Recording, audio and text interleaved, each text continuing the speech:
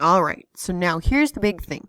We're going to have our 3 triangles. I'm going to pull this triangle out so that it comes like this. So you'll notice the 4 goes from here. If I pull it out and down, that 4 then goes over there. This is still x. Here, I'll write it with the red so that it doesn't get confused with all my other stuff. And then this length is, who knows what, it's y. Perfect. Okay, now our medium-sized triangle is going to come out and do the same thing.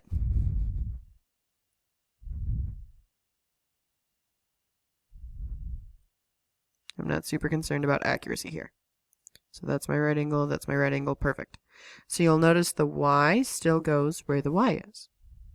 Now see how the y kind of repeats? Because it's on both triangles. That's the line that they share. It makes sense that it would end up next to each other. Then if the 5 comes out, it's going to come out and go over here. Okay? And then the remaining side doesn't have a title, so it's not going to have a title. Now, because these are similar triangles, as we know from the beginning, we can all of a sudden make proportional statements.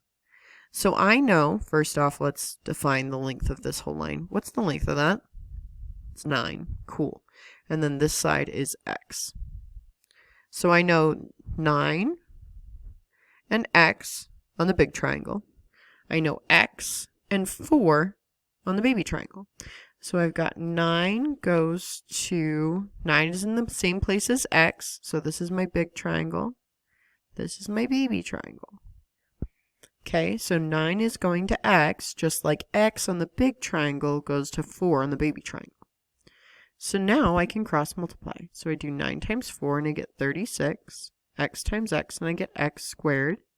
And I can solve for x. Because it's on a triangle, it only makes sense for one answer. And x equals 6. Now we're going to do the same thing, but for y. So we're going to use the medium and the baby triangle.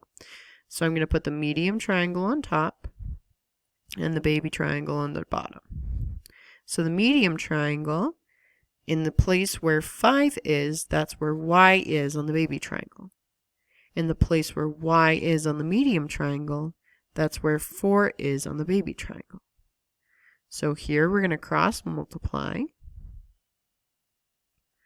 And I get y squared equals 20.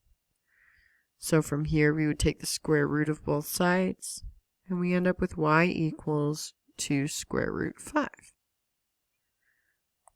So those are my answers for x and y.